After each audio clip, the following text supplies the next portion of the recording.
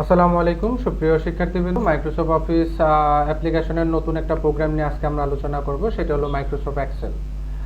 গত ক্লাস অবধি আমরা যা আলোচনা করছিলাম মাইক্রোসফট ওয়ার্ড নিয়ে, যেমন ওয়ার্ডের এখানে আমরা 9টা ক্লাস অলরেডি পোস্ট করা হয়েছে। আপনারা অবশ্যই সবগুলি ক্লাসগুলি দেখবেন, এবং যার যার মন্তব্যগুলি আপনারা কমেন্টস আকারে জানাবেন। আর যাদের বাসায় কম্পিউটার আছে কাইন্ডলি একটু বেশি বেশি করে প্র্যাকটিস করার চেষ্টা করবেন, যাদের নাই তারা ভিডিওগুলো একটু কাইন্ডলি কয়েকবার করে দেখবেন। তো আজকে আমরা মাইক্রোসফট এক্সেলের প্রথম ক্লাসে আমরা আলোচনা করব জাস্ট মাইক্রোসফট এক্সেলটা আসলে কি, মাইক্রোসফট এক্সেল আমরা কিসের কাজ করব সেটা আগে জানতে হবে। মাইক্রোসফট এক্সেলে মূলত আমরা হিসাব নিকাশের কাজগুলি করি। যেমন আমরা মাইক্রোসফট ওয়ার্ডে আপনাদেরকে বলছিলাম যে মাইক্রোসফট ওয়ার্ডে আমরা কিসের কাজ করব। মাইক্রোসফট ওয়ার্ডে মূলত আমরা ডকুমেন্টারি কাজগুলো করে আসছি, তাই না? ডকুমেন্টারি কাজ অর্থাৎ লেখালেখির কাজগুলি। সেম ভাবে মাইক্রোসফট এক্সেলে আমরা কিসের কাজ করব, হিসাব নিকাশের কাজগুলি করব। এখন হিসাব নিকাশ বলতে আমরা কি বুঝি, যেমন যোগ করা, বিয়োগ করা, গুণ করা, ভাগ করা, অ্যাভারেজ বের করা, প্রোডাক্টের অ্যাভারেজ বের করা, অ্যাভারেজ মূল্য, তারপরে মিনিমাম মূল্য বের করা, ম্যাক্সিমাম মূল্য বের করা, এই জাতীয় কাজগুলাই মূলত আমরা আজকে আলোচনা করব। সাথে আরও কিছু কাজ থাকবে গুরুত্বপূর্ণ, যেমন আমরা যদি শর্ত সাপেক্ষে কোনো কন্ডিশন প্রয়োগ করতে চাই, শর্ত সাপেক্ষে যদি কোনো ফর্মুলা প্রয়োগ করতে চাই, কিভাবে প্রয়োগ করব তাও আমরা শিখবো মাইক্রোসফট এক্সেল থেকে। তাহলে আমরা শুরু করি মাইক্রোসফট এক্সেলটা। তাহলে আমরা অ্যাট ফার্স্ট স্টার্ট বাটন থেকে আমাকে যাইতে হবে মাইক্রোসফট অফিস। মাইক্রোসফট অফিস থেকে যাইতে হবে আমাকে Microsoft Office Excel 2007। Microsoft Office Excel 2007 ভার্সনে গিয়ে যে 7 এর ইন্টারফেসটা আমার রান হয়ে গেল।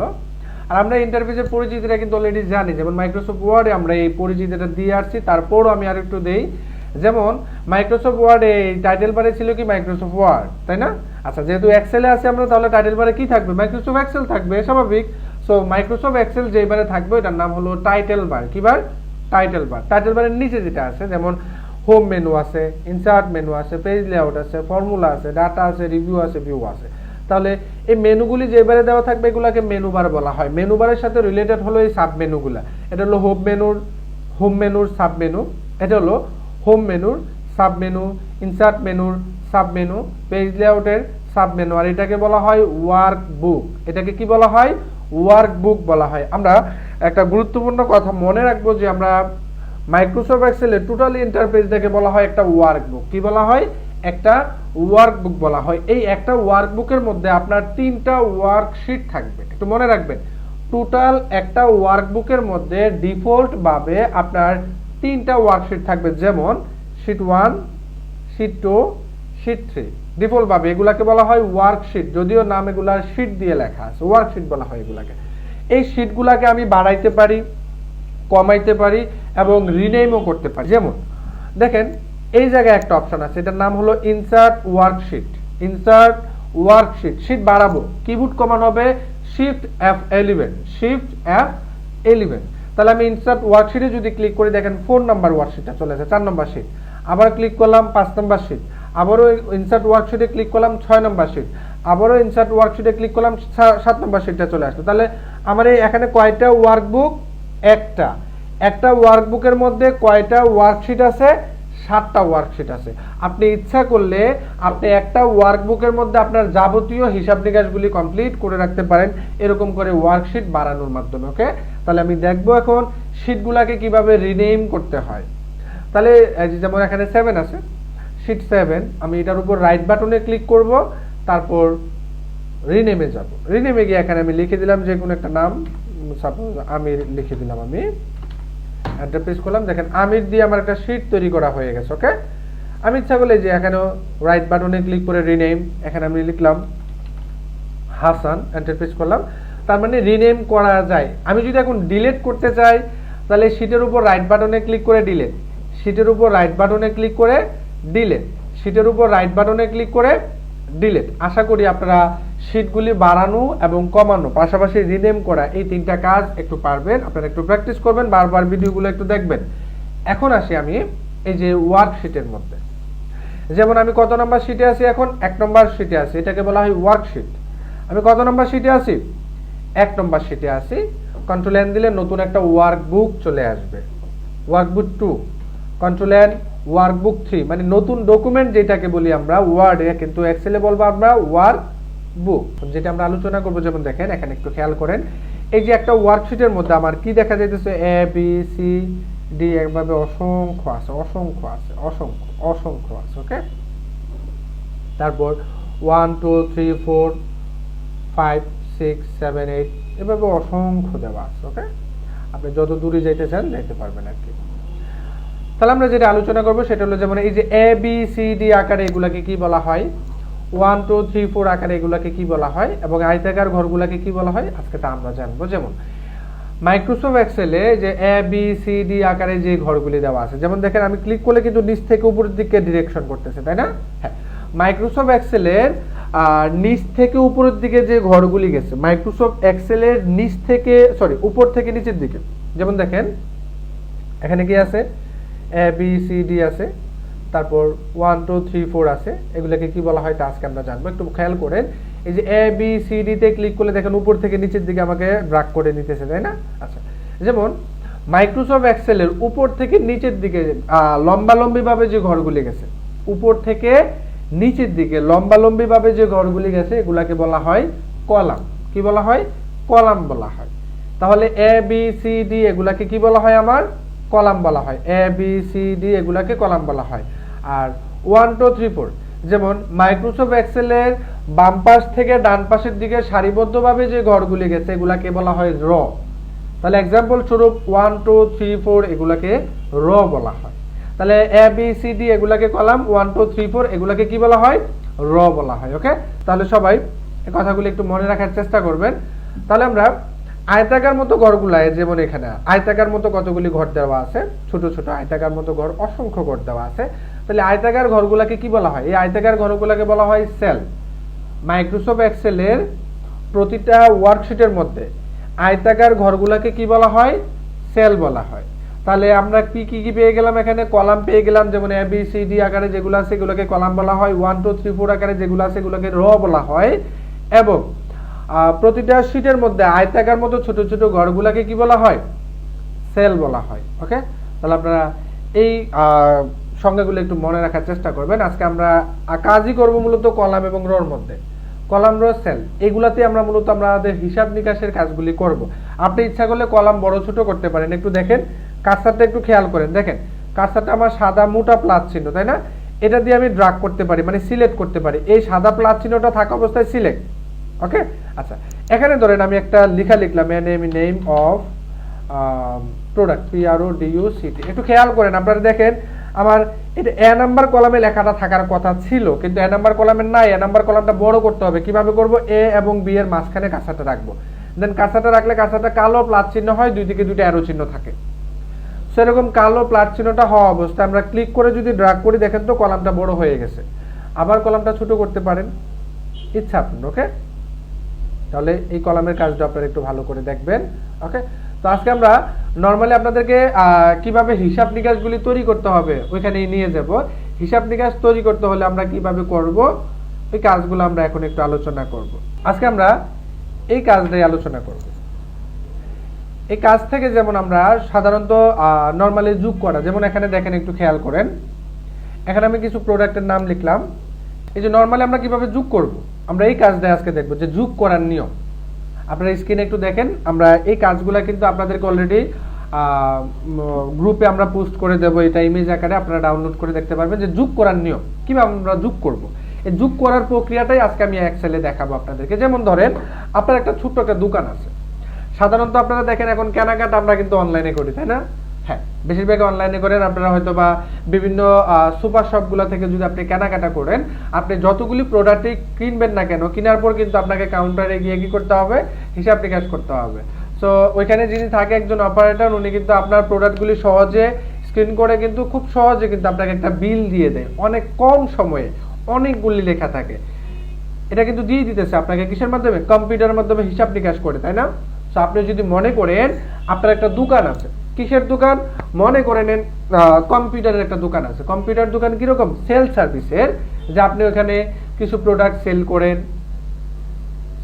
সারাদিনে কিছু প্রোডাক্ট সেল করার পর আপনি ভাবলেন যে সারাদিন যে প্রোডাক্টগুলো আমি সেল করে, এই সেলের হিসাবগুলো আমি মাইক্রোসফট এক্সেলে করে রাখবো। সম্ভব। কিভাবে করবেন আমি তার নমুনাটা বা তার কাজগুলাই আমি একটু আজকে এখানে আলোচনা করার চেষ্টা করবো। যেমন যোগ করার নিয়ম, যেমন ধরেন এখানে লেখা আছে নেম অফ প্রোডাক্ট, এখানে দেওয়া আছে প্রাইস, আমার এখানে কতগুলি কিবোর্ড আমি সারাদিনে, ধরেন এখানে কতগুলি প্রোডাক্ট আমি সারাদিনে বিক্রি করলাম, যেমন একটা কিবোর্ড বিক্রি করলাম কত টাকা লিখে দিলাম, একটা মাউস বিক্রি করলাম কত টাকা লিখে দিলাম, একটা ইউপিএস, একটা স্পিকার, একটা মনিটর, একটা হার্ড ডিস্ক, একটা মাদারবোর্ড, একটা প্রসেসর, একটা মডেম এবং একটা কেসিং। ধরেন এই প্রোডাক্টগুলো আমি সারাদিন বিক্রয় করলাম, এন্ড বিক্রয় করার পর দিন শেষে আমি কি বের করবো, একটা টোটাল মানে যোগফল বের করবো যে আসলে আমি সারাদিনে কত টাকার প্রোডাক্ট সেল করলাম। বের করবেন না? অবশ্যই বের করতে পারেন আপনি। হ্যাঁ, কিভাবে বের করবেন তার প্রক্রিয়াটা আমরা আজকে আলোচনা করব। তারপর ধরেন এই সারাদিনের প্রোডাক্ট যেগুলো বিক্রয় করলেন, এই বিক্রিত প্রোডাক্টের মধ্যে আপনার অ্যাভারেজ মূল্যটা কত টাকা হলো যদি বের করতে চান, আপনি অ্যাভারেজের মাধ্যমে বের করতে পারেন। আচ্ছা, অ্যাভারেজ বের করার পর যদি আপনি মনে করেন যে না আমি যে সারাদিন যে প্রোডাক্ট বিক্রয় করলাম তার মধ্যে সর্বনিম্ন কত টাকার প্রোডাক্ট আমি বিক্রয় করছি যদি বের করতে চাই, বের করতে পারি মিনিমাম। আচ্ছা, আমি যে সারাদিন প্রোডাক্টগুলি যে বিক্রয় করলাম এই বিক্রিত প্রোডাক্টের মধ্যে আমি সর্বোচ্চ কত টাকার প্রোডাক্ট বিক্রয় করলাম তা যদি বের করতে চাই, আমি বের করতে পারি ম্যাক্সিমাম। তাহলে আমি এটা ইমেজ আকারে আপনাদেরকে দেখালাম। এখন আমি মাইক্রোসফট এক্সেলে আপনাদেরকে নিয়ে যাচ্ছি যে হিসাব নিকাশটা আমরা কিভাবে করবো। এই যে আমি এখানে আগে থেকে লিখে নিলাম, আপনারা যাদের কম্পিউটার আছে একটু লিখবেন, না হয় দেখেন। আমি মনে করি যে আপনারা যদি একটু মনোযোগ সহকারে দেখেন এটা আপনাদের মুখস্থ হয়ে যাবে, আহামরি কোনো কঠিন কাজ না আপনাদের জন্য। ওকে, তাহলে আমি শুরু করি। আপনারা কি স্ক্রিনের লেখাগুলি দেখতেছেন সবাই? আচ্ছা, আমি টোটালটাই আপাতত দেখাই, তারপর এটা পরে দেখাবো। যেমন এখানে আমি এই হিসাবটা একটু পরে করব, আগে এই হিসাবটা বের করতেছি। যেমন প্রোডাক্টের নাম, প্রাইস। আমরা তো প্রোডাক্টের নামে কি যোগ বের করব না প্রাইজের ঘরে? অবশ্যই প্রাইজের ঘরে যোগ বের করব, তাই না? আচ্ছা, এখানে আমরা একটু খেয়াল করেন আমার প্রোডাক্টগুলি কত নাম্বার কলামে আছে? এ নাম্বার কলামে আছে, তাই না? আচ্ছা, প্রোডাক্টের প্রাইসগুলি কত নাম্বার কলামে আছে? বি নাম্বার কলামে আছে। আর প্রশ্ন হলো আপনি যদি ক্যালকুলেটর দ্বারা হিসাব করতে চান তাহলে কিভাবে করবেন? 500 যোগ 500 যোগ 3000 যোগ 1200 যোগ 11000 যোগ 2500 যোগ 8500 যোগ 6400 যোগ 3900 যোগ 2000 বা 21000ও ভুল করে লিখে ফেলতে পারেন। এরকম ভুল হইতে পারে, কারণ ক্যালকুলেটর দ্বারা যদি আমি হিসাবটা করতে চাই তাহলে আমাকে পুরোটা সবগুলি অঙ্কই আমাকে লিখতে হইতেছে, তাই না? কিন্তু এক্সেল বলতেছে একটু ভিন্ন কথা, যে এক্সেল বলে আমাকে সবগুলি লিখে কমান্ড দেওয়ার দরকার নাই, আমি একটু আপডেটলি ভাবে কাজ করি। কারণ আমরা কম্পিউটারের সংজ্ঞাতে একটা কথা বলছি, প্রথমে তো আমরা এই কথাটা বলি যে কম্পিউটার কি? কম্পিউটার একটা গণনাকারী যন্ত্র। সবাই আমরা বলে ফেলি কম্পিউটার কি করতে পারে? খুব দ্রুত গণনা করতে পারে। এখন যদি আমি সবগুলাই লিখে দেই তাহলে কি কম্পিউটার দ্রুত গণনা করতে পারলো? পারলো না, তো স্লোলি গণনা করলো, ক্যালকুলেটরের মতো। সো কম্পিউটার যে দ্রুত নিখুঁতভাবে গণনা করতে পারে এই প্রোবটাই আজকে আমরা শিখবো ছোট্ট একটা ফর্মুলার মাধ্যমে। আচ্ছা, এখন আমরা টোটাল বের করব। কি বের করব? টোটাল মানে কি? সমষ্টি বোঝায়। আর সমষ্টি বলতে কি বুঝি আমরা? যোগফল বুঝি। আচ্ছা, গাণিতিক ভাষায় যোগফলকে মানে যোগ করার নিয়মকে কি বলা হয়? যোগ করাকে কি বলা হয়? সামেশন বলা হয়। সামেশন যদি বলা থাকে তাহলে আমরা বুঝে নেব এটা কি? যোগ চাইতেছে। তাহলে আমি কম্পিউটারকে ছোট্ট একটা সংকেত বা ছোট্ট একটা ফর্মুলা দিলে কম্পিউটার আমাকে রেজাল্ট দিবে। আচ্ছা, এই যে আমরা যোগফল চাচ্ছি, যোগফলের জন্য আমাকে একটা কমান্ড এন্ট্রি করতে হবে। আচ্ছা, কমান্ড এন্ট্রি করার আগে আপনাকে আরো একটা গুরুত্বপূর্ণ কমান্ড এন্ট্রি করতে হবে। মাইক্রোসফট এক্সেলের সূত্র প্রয়োগ করার আগে আপনাকে ইকুয়াল দিয়ে সূত্র প্রয়োগ করতে হবে, মানে শুরু করতে হবে। মাইক্রোসফট এক্সেলের ফর্মুলা বা সূত্র শুরু করতে হলে কি দিয়ে করতে হবে? ইকুয়াল দিয়ে করতে হবে। আচ্ছা, আমি প্রথমত দিলাম ইকুয়াল। ইকুয়াল দেওয়ার পর আমি কি চাইতেছি এখানে? যোগফল মানে সামেশন। আচ্ছা, আমি এখানে সামেশন সম্পূর্ণ রূপটা লিখতে হবে না, সামেশনের শর্ট রূপটা লিখলেই হবে, SUM, সাম। বাস, সামের পর আমরা ব্র্যাকেট দেব, অবশ্যই ব্র্যাকেট দেব। কি দেব? First bracket. আচ্ছা, বলেন তো টাকাটা কোন করে আছে? টাকাটা আছে বি এর 2 নম্বর রতে আছে, তাহলে B2। দেখেন তো B2 কে নীল কালি দ্বারা ইন্ডিকেট করছে কিনা? করে নিছে। আচ্ছা, B2 থেকে কত পর্যন্ত আপনি যোগফল চাচ্ছেন? মানে কত থেকে কত পর্যন্ত যোগ করবেন? ওই কত থেকে শুরু এবং শেষটা যদি ইন্ডিকেট করে দেন তার মধ্যে রেজাল্ট মাইক্রোসফট এক্সেল আপনাকে দিয়ে দিতে পারবে। তাহলে আমরা শুরুটা দিলাম, শুরুটা কত? B2 এর ঘরে শুরু হয়েছে। মাইক্রোসফট এক্সেল বুঝে না 500 টাকা কি? দেখেন আমি 500 লিখি এখানে। মাইক্রোসফট এক্সেল কি 500 কে কি ইন্ডিকেট করছে? করে নাই। করছে? করে নাই। তাহলে যদি আপনি B2 লিখেন, দেখেন ইন্ডিকেট করে নিছে কিন্তু। ওকে, B2 থেকে, ওই থেকের জন্য আপনাকে একটা কমান্ড ইউজ করতে হবে, সেটা হবে কুলন। শিফট ধরে কুলন, শিফট ধরে কুলন। এই যে দেখেন B2 থেকে, থেকের জন্য আপনাকে কুলন ইউজ করতে হবে। B2 থেকে কত পর্যন্ত যোগ করবেন? বি এর কত নাম্বার ঘর পর্যন্ত আছে? কেসিংটা প্রোডাক্ট B11, তাহলে B11 দিলাম। দেখেন তো B2 থেকে B11 কি ইন্ডিকেট করছে কিনা? করে ফেলছে। আচ্ছা, আমরা সামের পর ব্র্যাকেট দিলাম। ব্র্যাকেট দিয়ে যেহেতু শুরু করছি তাহলে ব্র্যাকেট দিয়ে কি করব? অবশ্যই ব্র্যাকেট দিয়ে শেষ করব। দেখেন তো হয়ে গেল কিনা। তাহলে ইকুয়াল ইকুয়াল দিলাম কেন, এক্সেলের কন্ডিশনই হলো আপনি যখন কন্ডিশন শুরু করবেন ইকুয়াল দিয়ে শুরু করতে হবে। আমরা সাম কেন দিলাম, আমি যোগফল চাচ্ছি, সামেশন দ্বারা যোগফল বোঝাই, সো সামেশনের সংক্ষিপ্ত রূপটা লিখলাম সাম, তারপর ব্র্যাকেট দিলাম, কোন গড় থেকে কোন গড়ের যোগফল চাচ্ছি, B2 থেকে B11 পর্যন্ত, সো B2 থেকে থেকের জন্য কুলন দিলাম, কুলন দেওয়ার পর B11। এখন যদি একটা এন্টার প্রেস করি দেখেন তো আমার মূল্য চলে আসছে কিনা, আপনারা ক্যালকুলেটর দ্বারা হিসাব করে দেখেন অ্যাকুরেট আছে কিনা। কত, 39,600 টাকা চলে আসছে। তাহলে টোটাল কত টাকার প্রোডাক্ট আমি বিক্রি করলাম আজকে, 39,600 টাকা। আপনারা কন্ট্রোল ধরে মাউসের হুইল ঘুরাইলে কিন্তু জুম বড় ছোট হবে, ওকে। আপনারা জুম দিয়ে বড় ছোট করতে পারেন, কোনো অসুবিধা নাই। আমি জুম ছোট করলাম হিসাবটা দেখানোর জন্য শুধু আপনাদেরকে, ওকে। আপনারা একটু কষ্ট করে দেখবেন। এখন আসেন আমি টোটাল স্যালারিটা টোটাল প্রাইসটা বের করে নিলাম। আর টোটাল প্রাইস বের করার পর এই যে দেখেন এখানে কিন্তু একটা গুরুত্বপূর্ণ ভার আছে, এই যে এটা। এখন দেখেন এখানে কিন্তু একটা গুরুত্বপূর্ণ, এটাকে বলা হয় ফর্মুলা বার। এই ফর্মুলা বারে কিন্তু আপনার সূত্রটা দেওয়া থাকবে, একটু খেয়াল করেন। আমি এখানে ক্লিক করলাম, এখানে ক্লিক করাতে আমার কি লেখা আসতেছে, সূত্রটা লেখা আসতেছে। এটা এমনি এমনি হয় না, এই সূত্রের মাধ্যমে এই রেজাল্টটা আসছে, ওকে। আচ্ছা, তাহলে এখানে আমি অ্যাভারেজ বের করব। অ্যাভারেজ মানে গড় মূল্য। অ্যাভারেজ মানে কি, গড় মূল্য। এখন অ্যাভারেজ আমরা সহজভাবে বের করতে পারি না, যে সবগুলি এই যে যোগফলটাকে প্রোডাক্ট দ্বারা ভাগ দিলেই তো অ্যাভারেজ চলে আসে, তাই না? এরকম না বিষয়টা, যে আমার যোগফল এতকে আমি প্রোডাক্টের সংখ্যা দ্বারা ভাগ দিলাম, তাহলে অ্যাভারেজ চলে আসে। হ্যাঁ, আরো সহজভাবে করা যায়। কিভাবে? প্রথমত আমরা কি সূত্র শুরু করতে হলে কি দিয়ে শুরু করতে হবে, ইকুয়াল দিয়ে শুরু করতে হবে। কি দিয়ে? ইকুয়াল দিয়ে। আচ্ছা, ইকুয়াল দিয়ে শুরু করার পর আমরা যদি কি করতে চাই, সূত্র প্রয়োগ করতে চাই, প্রথমত ইকুয়াল দিলাম, ইকুয়াল দিয়ে শুরু করলাম। ইকুয়াল দিয়ে শুরু করার পর আমরা কি বের করবো, অ্যাভারেজ। অ্যাভারেজের সংক্ষিপ্ত কোনো রূপ নাই, অ্যাভারেজের সম্পূর্ণ রূপটা লিখতে হবে। আর যদি বানান ভুল করেন তাহলে কিন্তু হবে না। আমি বানান ভুল করে একটু লিখে দেখি, দেখেন কি দেখাই, AVE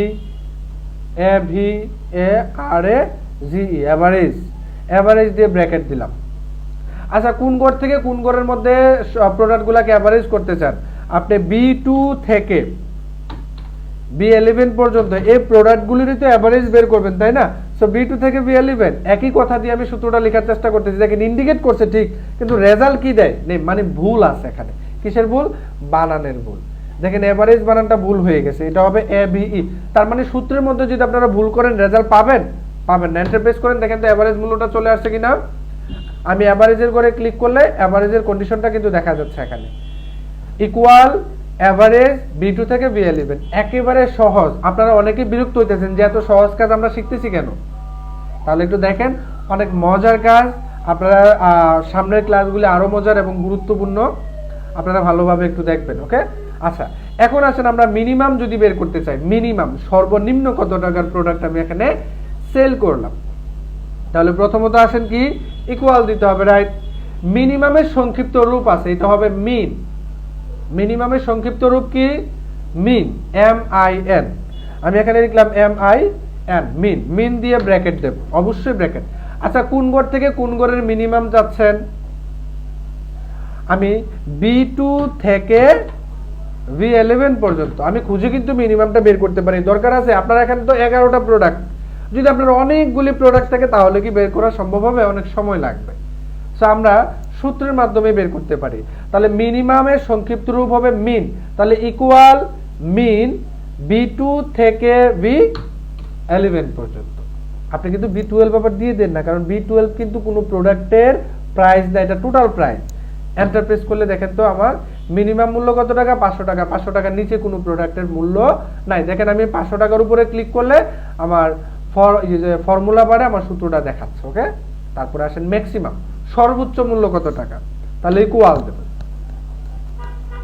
ইকুয়াল দিয়ে আমরা এখানে বের করব B2, ইকুয়াল দিয়ে আমরা এখানে বের করব যে এখন আমরা বের করব ম্যাক্সিমাম। এখন আমরা বের করব কি, ম্যাক্সিমাম। ম্যাক্সিমাম কি, সর্বোচ্চ মূল্যটা কত। আচ্ছা, তাহলে প্রথমত কি দিতে হবে, ইকুয়াল। ইকুয়াল দেওয়ার পর কি দিতে হবে, ম্যাক্সিমামের সংক্ষিপ্ত রূপ হবে ম্যাক্স, MAX, ম্যাক্স। দেন ব্র্যাকেট B2 থেকে B11 পর্যন্ত কিন্তু আমরা ম্যাক্সিমাম চাচ্ছি, তাহলে B2 থেকের জন্য কোলন, দেন B11, B11, ওকে, দেন ব্র্যাকেট। আমি এন্টার প্রেস করলাম, সর্বোচ্চ 11,000 টাকা প্রোডাক্ট, তার উপরে কোনো প্রোডাক্ট নাই। আমি সূত্রগুলো জুম দিয়ে একটু আপনাদের বড় করে দেখাচ্ছি, আপনারা একটু কাইন্ডলি দেখেন। যেমন টোটালের সূত্রটা দেখেন, ইকুয়াল সাম B2 থেকের জন্য কোলন B11। সেম ভাবে এটা ডাবল ক্লিক করলে সূত্রগুলো দেখতে পারবেন। Average small letter capital letter কোনো প্রবলেম নাই, বানানটা সঠিক করে লিখলেই হবে, কোনো অসুবিধা নাই। ইকুয়াল এভারেজ ব্র্যাকেট B2 থেকে B11 এন্টার প্রেস। আবারও সেম ইকুয়াল ম্যাক্সিমাম B2 থেকে B11 এন্টার প্রেস। ইকুয়াল মিন B2 থেকে B11, ওকে। আপনারা সবাই এই নরমালি যোগ করা, এভারেজ বের করা, মিনিমাম বের করা, ম্যাক্সিমাম বের করা একটু দেখবেন। আপনাদের জন্য একটা কাজ থাকবে, সেটা হলো এটা আপনারা কাইন্ডলি যাদের বাসায় কম্পিউটার আছে, আপনারা কাইন্ডলি এটা করে এই হিসাবটা করে আপনারা স্ক্রিনশট অথবা ইমেজ আকারে আপনারা কমেন্ট বক্সে দিবেন সবাই। এটা আপনাদের হোমওয়ার্ক রইল। আপনারা অবশ্যই এই কন্ডিশন থেকে এই কন্ডিশনটা একটু সবাই দেওয়ার চেষ্টা করবেন, যাদের কম্পিউটার আছে তারা, আর যাদের নাই তারা মনে মনে একটু থিঙ্ক করেন, অথবা রেজাল্টটা যদি পারেন এখানে রেজাল্টটা কমেন্ট বক্সে আপনারা টোটালের সূত্রটা কি হবে, অ্যাভারেজের সূত্রটা কি হবে, এই ঘরগুলাকে ইন্ডিকেট করে দেখেন। এই ঘরগুলা থেকেই অ্যাভারেজের সূত্রটা কি হবে, মিনিমামের সূত্রটা কি হবে, ম্যাক্সিমামের সূত্রটা কি হবে, আপনারা কাইন্ডলি এইটা আপনারা কমেন্ট বক্সে জানাবেন। অবশ্যই সবাই এই কন্ডিশনটা দেখে কমেন্ট বক্সে জানাবেন। আমি কিন্তু সবার কমেন্টসগুলাই চেক করব। কাইন্ডলি সবাই এই যে এই কন্ডিশন থেকে এই কন্ডিশনটা আপনারা এই যে যেমন টোটালের সূত্রটা কি হবে, অ্যাভারেজের সূত্রটা কি হবে, মিনিমামের সূত্রটা কি হবে, ম্যাক্সিমামের সূত্রটা কি হবে, আপনারা সবাই কমেন্ট বক্সে এই সূত্রগুলি আমাকে কম্পোজ করে দেখাবেন একটু কাইন্ডলি। এই যে ডি এবং ই এর ঘরে আপনারা এটা খাতায় করলেও পারেন, কোনো অসুবিধা নাই। আপনারা সূত্রটা দিলে আমি বুঝতে পারবো, ওকে। তাহলে আজকে এই পর্যন্ত। আপনারা মাইক্রোসফট এক্সেলের ক্লাসগুলি একটু উপভোগ করেন, সবাই ভিডিও লেকচারগুলি একটু ভালোভাবে দেখবেন, আশা করি অনেকটা উপকৃত হবেন, কারণ এখানের কাজগুলো অনেক মজার কাজ। তো আজকে এই পর্যন্ত, সবাই ভালো থাকবেন, সুস্থ থাকবেন, আল্লাহ হাফেজ।